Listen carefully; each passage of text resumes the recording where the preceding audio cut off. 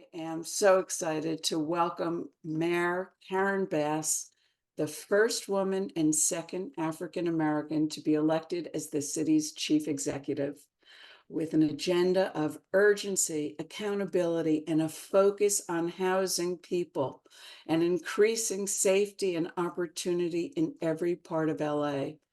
Mayor Bass was raised with her three brothers in the Venice Fairfax neighborhood. And after serving as a frontline healthcare provider, she founded the Community Coalition to organize the predominantly Black and Latino residents of South L.A. against substance abuse, poverty, and crime, and to pioneer strategies to address the root causes behind the challenges faced by underserved neighborhoods.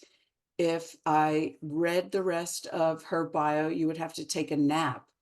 No, I just can't. It's just outrageous. So that plays perfectly into the question I want to ask you. Because if I had to do your job, I just couldn't. I would fall apart with all of the stress. How do you keep yourself focused and confident of what you're trying to do amidst people pulling you in a million directions? Well, first of all, thank you for what you're doing right now on such an important topic, and everybody for being on this Zoom right now. It's an interesting question, and you should know that I feel like right now my life has turned full circle, that I am able to, in this current job, do things that I was trying to do 30 years ago at Community Coalition when we were trying to address homelessness before it became a crisis in the city. It was really just South Central and Skid Row. And we were trying to get people off the streets and into motels, and we weren't able to do that. And here now I am able to actually do that. So I get the instant gratification, which is constantly nurturing and me in terms of being able to stay focused and forge ahead. It is very difficult though, because this is a big city with everything under the sun happening all at once. But it is important to take a deep breath and stop. And my two outlets are bike riding and swimming. And I make sure that I make time for that. And then, of course, top priority on family and friends. And I never, ever, ever consider myself too busy to stop and do that, and doing those four things: family, friends, bicycle riding at the beach, swimming. Your humanity is so apparent in everything that you say and all of the work that you're doing. And I just have to ask, you have walked such a long walk. You have waited 30 years to do this thing that you're now referring to as instant gratification. But how do you use your own vulnerability to help others? Well, I think it's really important that people see your vulnerability and your humility. And people, to me, I think that those are so important because you need to relate to people. And, and I take risk. This is a big, huge risk. I take risk and I accept the fact that I could fail. But as long as I'm really trying to deliver for people, I'm willing to do that. And I think that that helps other people take risk as well. Absolutely. And also never, to me, one of the worst things that could drive you is your ego. Mm-hmm. And I think that anytime that gets in front of what your mission and your goal is, you are bound to make bad mistakes. And you're bound to not connect deeply with people. Right. So, where did you get your confidence from?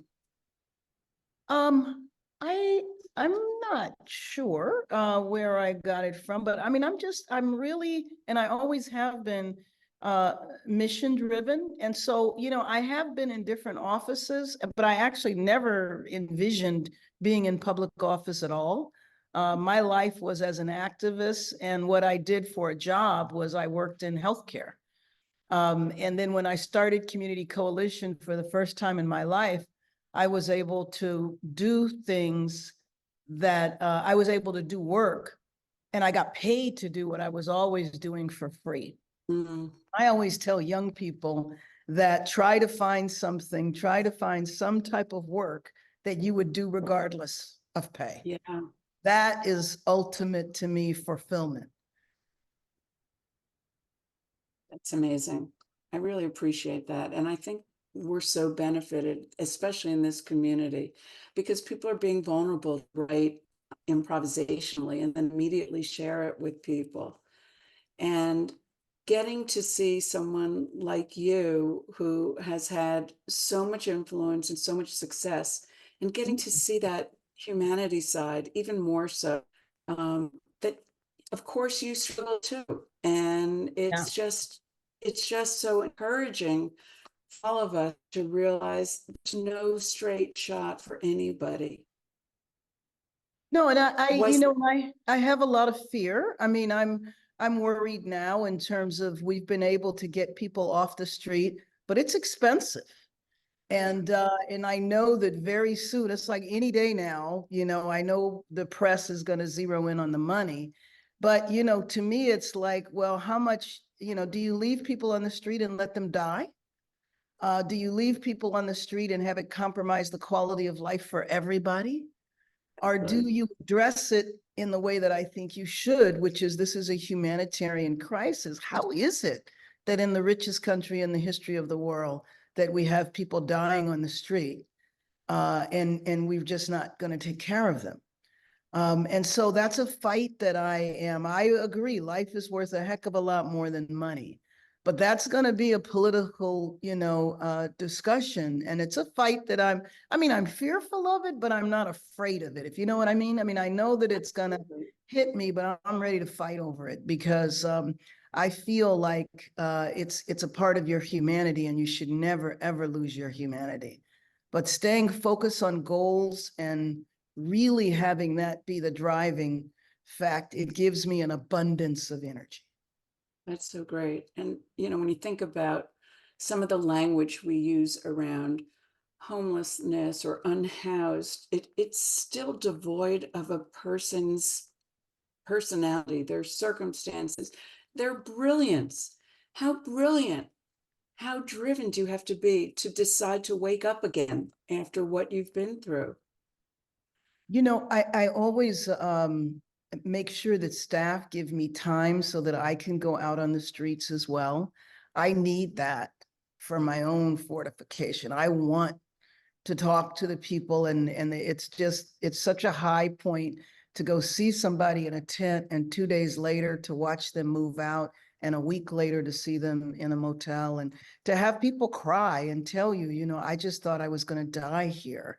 And then one woman that we put in a motel, she spent all day taking showers over and over and Mm, over. mm, She could be clean. That mm. that gives me all the energy I need. I bet.